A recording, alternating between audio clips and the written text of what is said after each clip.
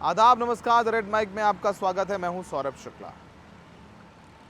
Olympic में silver medal ले करके बदकिस्मती से ना ले पाने वाली विनेश फोगाट भारत जब से वापस आई हैं तब से उनका हौसला थोड़ा बुलंद नज़र आता है। जिस तरीके से उम्मीदें टूटी थीं वर्ल्ड चैंपियन को हराने के बाद, उसके बाद विनेश फोगाट को जो मोहब्बत मिली है और जो समर्थन मिला है पूरे देश से, उससे वो काफ़ी भाव विभोर नज़र आती हैं।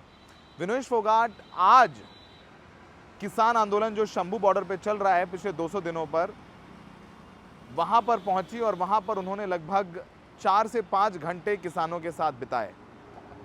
फरवरी में शुरू हुआ किसान आंदोलन अब भी जारी है, उसको आज 200 दिन पूरे हुए। उस उपलक्ष्य पर विनेश फोगाट वहाँ पर पहुँची थी और वहाँ पर पहुँचने के बाद वो पहले किसानों से मिली, उसके बाद उन्होंने वहाँ मंच पर किसानों से बातचीत की और उसके बाद मीडिया से भी बातचीत की। जब वो मीडिया से बातचीत करी थी विनेश फोगाट, तो विनेश फोगाट ने मीडिया से बातचीत में कहा कि किसानों की बात सुनना बहुत ज़रूरी है। अगर किसान नहीं होते तो खिलाड़ी नहीं होते, क्योंकि खिलाड़ियों को भी अनाज, खाना, वो सब किसानों से मिलता है। उन्होंने कहा कि जो वादे भारत सरकार ने किए थे किसानों से जब पहला किसान आंदोलन ख़त्म हुआ था दिल्ली के बॉर्डर्स पर, वो वादे निभाने चाहिए। विनेश फोगाट ने ये भी कहा कि 200 दिन हो गए लेकिन यहाँ पर आकर के लगता है कि जैसे आज भी पहला दिन है। किसानों के हौसले काफ़ी बुलंद हैं। पहले सुन लेते हैं कि विनेश फोगाट ने क्या कुछ कहा, उसके बाद फिर हम आगे की कहानी आपको बताते हैं। लोग बैठे हैं 200 दिन पूरे हो गए। दुख होता है देख के। सभी देश के नागरिक हैं और किसान ही है जो देश को चलाता है ना। इनके बिना तो कुछ भी नहीं है। हम खिलाड़ी भी नहीं है। अगर ये हमें खाना ना दे तो हम भी नहीं कम्पीट कर पाते हैं। तो बस लाचारी महसूस होती है कई बार कि हम कुछ कर नहीं पाते हैं। हम देश को रिप्रेजेंट करते इतने बड़े बड़े लेवल पे, लेकिन अपने परिवार को दुखी देख के हम कुछ कर नहीं पाते हैं। तो बस सरकार से यही निवेदन है कि सुनना चाहिए। जैसे आपने पिछली बार अपनी गलती मानी थी, आपने माना था कि कुछ गलत हुआ है, उसके बाद आपने जो वादे किए थे वो पूरे करने चाहिए। और ऐसे मतलब हमारा देश ऐसे उन्नति नहीं करेगा। अगर हमारे अपने लोग ऐसे सड़कों पे बैठे रहेंगे तो देश को भी नुकसान होता है इस चीज से। आपको लगता है कि 200 दिन जैसे पूरे हो गए, लगातार किसान मांग कर रहे हैं अपनी मांगों की बात करने के लिए, अभी तक इनकी मांगों को सुना भी नहीं गया, गौर भी नहीं किया। वही बहुत दुख की बात है। वही बहुत दुख की बात है कि 200 दिन हो गए हैं अभी भी बैठे हैं, लेकिन हौसला देख के मुझे ऐसे लग रहा है कि हौसला जू का तो है ना। जब लंबा कोई आंदोलन चलता है तो लोगों में एक उम्मीद टूटने लग जाती है, क्योंकि हम ऐसी जगह से निकले। जब हम दिल्ली में बैठे थे तो हमारे भी हौसले ऐसे होता था कि पता नहीं कब मानेंगे, है ना। लेकिन हौसला देख के ऐसे लग रहा है कि आज पहला ही दिन है। हमारे परिवार को लड़ना आ गया है शायद। उनको पता लग गया है कि अगर उनको अपना हक चाहिए तो मेरे ख्याल से उनको सड़क पे आना पड़ेगा, उनको लड़ना पड़ेगा। और इन्हीं से देख के हमें भी मतलब बहुत हौसला मिला था कि हमें लड़ना सिखाया था, अपने हकों के लिए लड़ना सिखाया था, सच्चाई के लिए बोलना सिखाया था। तो बस मैं शुक्रगुजार हूँ परमात्मा की कि ऐसे परिवार में जन्म दिया उन्होंने, ऐसा मौका दिया मुझे कि इस परिवार को मैं जानूँ, इस परिवार के दुख में सुख में हिस्सेदारी बनी रही मेरी। बस वही है कि सर मुझे नहीं पता पॉलिटिक्स का। मुझे पॉलिटिक्स का इतना नॉलेज नहीं है, सच्चाई बता रही हूँ। कभी इतना उसमें डीप में गई नहीं हूँ। आप खेलों की पूछोगी तो मैं बता सकती हूँ, लेकिन हर जगह पे किसान है ना। वो अगर नाराज है तो आपको वो खिलाड़ियों पे भी नुकसान होता है। अगर वो हमें खाना नहीं देंगे, मैं वही बोल रही हूँ, अगर वो हमें खाना नहीं देंगे तो हम कैसे कॉम्पीट करेंगे। लेकिन वो इतने निर्दयी नहीं है, ये खाना देते हैं पूरे देश को। इतना सब होने के बाद भी ये लोग खुले दिल से पूरे देश को आज भी अनाज दे रहे हैं। ये चाहे तो सब कुछ बंद कर सकते हैं देश का, लेकिन बड़ा दिल है इनका बहुत ज्यादा, और सरकार को भी बड़ा दिल दिखाना चाहिए इस मामले में। तो आपने सुना विनेश फोगाट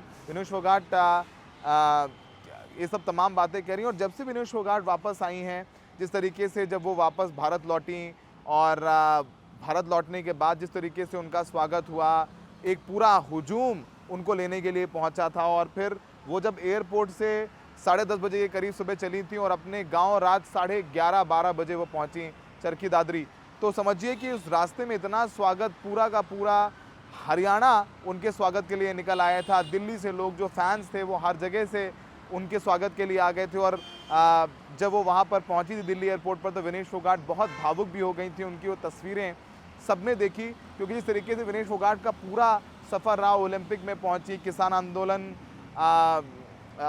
में भी उन्होंने पहले अपना समर्थन दिया है, लेकिन वो जो रेस्लर्स का प्रोटेस्ट था, बहुत सारे महीने यहाँ जंतर मंतर पर सड़क पर रहीं, फिर अपना वेट कैटेगरी कम किया, 50 किलो की कैटेगरी में गईं और वर्ल्ड चैम्पियन को उन्होंने जाकर के क्वालिफाइंग मैच में हराया, जो कि 82 बार से अनडिफीटेड थी, उनको हराया। फिर उसके बाद उनको हराने के बाद वो क्वार्टर फाइनल्स जीती, सेमीफाइनल्स में जीती, उन्होंने अपना मेडल पक्का कर लिया था। लेकिन जब अगले दिन वेइंग के लिए गई तो वो 100 ग्राम मात्र ज़्यादा निकली, इस वजह से उनको डिस्क्वालीफाई कर दिया गया और हमारा देश को जो सिल्वर मिलता वो नहीं मिल पाया। और शायद अगर वो क्वालिफाई करती तो शायद गोल्ड भी लेकर के आती। उनका दिल टूटा था, उनके बाल काटे गए, कपड़े छोटे किए गए और इतना रो रही थी। उनकी वो तस्वीरें में जो आँख सूजी हुई थी वो सब हमने देखी है।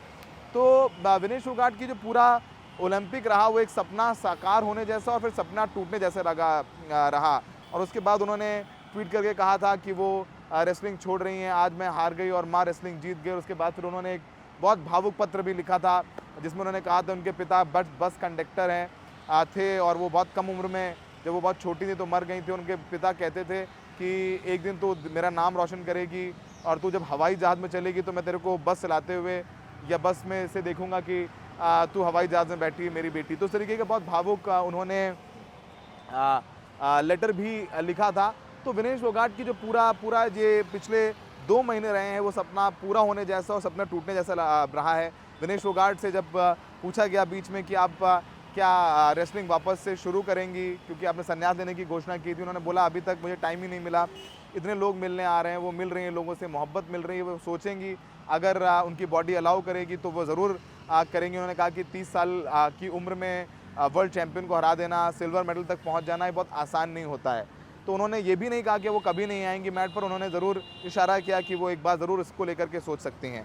विनेश फोगाट लगातार उनका स्वागत हो रहा है। वो लवली प्रोफेशनल यूनिवर्सिटी में गई, वहाँ पर उनको बहुत मोहब्बत प्यार मिली। उसके बाद फिर वो गोल्डन टेम्पल में गई, वहाँ पर उन्होंने मत्था टेका।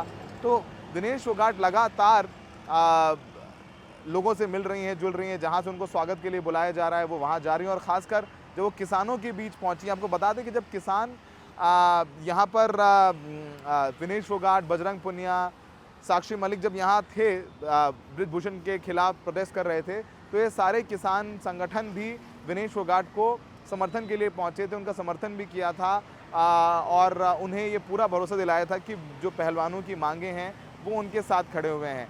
तो किसानों ने पहलवानों का साथ दिया था और यही वजह है कि विनेश फोगाट भी किसानों का साथ देते हुए नज़र आ रही हैं। अब विनेश फोगाट आगे क्या करेंगे नहीं करेंगे बहुत बड़ा सवाल है, लेकिन इस बीच ये भी सवाल उठ रहा है कि क्या विनेश फोगाट पॉलिटिक्स में आएंगे, क्योंकि हरियाणा चुनाव की तारीखें घोषित कर दी गई हैं और लगातार टिकटों को लेकर के बैठकें चल रही हैं। बीच में ये भी खबर आई कि विनेश फोगाट चुनाव लड़ेंगे, लेकिन विनेश फोगाट के जो करीबी सूत्र हैं उनसे हमारी बात हुई है और उन्होंने कहा है कि विनेश फोगाट चुनाव नहीं लड़ना चाहती हैं। वो एक खिलाड़ी हैं और वो खिलाड़ी के तौर पर उनका जीवन है वैसे व्यतीत करना चाहती हैं, लेकिन राजनीति में कुछ भी नहीं कहा जा सकता है। हो सकता है कि विनेश फोगाट चुनाव लड़ लें, जिस तरीके से वो एक्टिव हैं, लेकिन अभी तक हमारी जानकारी यही है कि विनेश फोगाट चुनाव नहीं लड़ रही हैं। तो आइए कुछ बयानों के साथ विनेश फोगाट के आपको छोड़े देते हैं। हमें देखने के लिए बहुत बहुत शुक्रिया। आप सबको मेरा नमस्कार। जितने भी मेरे बड़े बुजुर्ग, मेरे भाई, मेरी बहनें, मेरी माताएं बैठी हैं, आप सब मेरे पे इतना आशीर्वाद, इतनी कृपा बरसा रहे हैं। परमात्मा की नेक बंदी मैं अपने आप को समझ रही हूँ। आज आपके संघर्ष को 200 दिन पूरे हो गए हैं। दुख भी होता है और खुशी भी है। खुशी इस बात की है कि आपका हौसला, आपकी हिम्मत, आपका जज्बा उतना ही है जितना पहले दिन था। दुख इस बात का है कि ये हमारी जो सरकार है वो आपकी मांगे, वो आपका जो हक है उसके लिए सुन नहीं रही है। आप सड़कों पे बैठे हैं लेकिन उनको इस बात की कदर नहीं है, क्योंकि अगर आप लोग अन्न देना बंद कर देंगे तो ये देश के खिलाड़ी भी भूखा मर जाएगा और ये देश का हर एक नागरिक भी भूखा मर जाएगा। उनको इस बात को समझना होगा कि आपके बिना ये देश कुछ भी नहीं है। मैं भाग्यशाली मानती हूँ अपने आप को। आपका आशीर्वाद तो मेरे पे हमेशा रहा है, लेकिन मैं एक किसान परिवार में जन्मी हूँ, आप लोगों के बीच में जन्मी हूँ। परमात्मा ने मुझे इतना नवाजा है इस चीज से, तो मैं खुद पे प्राउड फील करती हूँ कि मैं आप सबके परिवार, आपकी बेटी हूँ, आपकी बहन हूँ और शुक्रगुजार रहूंगी परमात्मा का हमेशा इस बात के लिए। उन्होंने ऊंचे घरों में मुझे पैदा नहीं किया, मुझे संघर्ष के मैदानों में पैदा किया। उस संघर्ष के बीच में, उस संघर्षशील कौम के बीच में मैं बैठी हूँ, उस समाज के बीच में से मैं आई हूँ जिसने संघर्ष किया है। मेरी माँ से मैंने सीखा है हार नहीं माननी है, और मैं आप सब से भी यही सीख रही हूँ कि हमें हार नहीं मानना है, अपने हकों के लिए, अन्याय के खिलाफ में लड़ना है। आपको 200 दिन पूरे हो गए हैं, मुझे लगता है और भी 200 दिन लग सकते हैं आपको। जिस तरह से माहौल चल रहा है, जिस तरह से हमारी सरकार जो है वो सुन नहीं रही है, सुन के भी अनसुना कर रही है। दिखाई तो सब देता है लेकिन वो बोलते नहीं है। जैसे हम बैठे थे, हम तो दिल्ली के नजदीक भी बैठे थे, उनको सब सुनाई देता है लेकिन वो बोलते नहीं है। दुख होता है, तकलीफ होती है, क्योंकि हम वही लोग हैं जो उनको वहां पे बैठाते हैं। वो हमारी इज्जत का, हमारे मान सम्मान का रखवाली बिल्कुल नहीं करती है। आप सबके आशीर्वाद से मैं ओलंपिक्स में गई थी। बहुत खिलाड़ी मेहनत करते हैं, बहुत खिलाड़ी सब कुछ अपना जी जान लगा देते हैं जिंदगी भर। आपसे ही मैंने वो सब सीखा है, और परमात्मा से यही आशीर्वाद मैं मांगती हूँ कि ये संघर्ष जो मन में है, मेरे खून में है, वो कभी कम ना हो। मैं लड़ाई हमेशा जारी रखूंगी, आप सबके साथ में हूँ। आज मैं प्रेजेंट आपके साथ में हुई हूँ, लेकिन दिल से हमेशा आपके लिए भी दुआ रहती है, मेरे पूरे परिवार के लिए दुआ रहती है कि कभी भी कोई ऐसी घटना ना हो जाए, क्योंकि दुख होता है। जब आप सब पे गोलियां चली थी तो हम देख रहे थे, चाह के भी कुछ नहीं कर पा रहे थे। बस मैं अपने भाई शुभकर्ण को एक बात बोलना चाहती हूँ कि आपकी बहन आपके साथ में खड़ी है, आपके परिवार के साथ में खड़ी है। आप ये मत मानना कि आपकी कुर्बानी बेकार जाएगी, आपके साथ में हम सब खड़े हैं। और जिस चीज के लिए आपने कुर्बानी दी है, वो हक लिए बिना मेरी जो किसान परिवार है वो यहाँ से नहीं जाएगा, इतना भी मुझे विश्वास है। और बस आपसे ये की गुजारिश है कि अपना आशीर्वाद, अपनी दुआएं, अपना प्यार मुझे बनाए रखना, और आपके सर को, आपके स्वाभिमान को, आपके सम्मान को कभी मैं झुकने नहीं दूंगी। ये मैं आपसे सबसे वादा करती हूँ आज।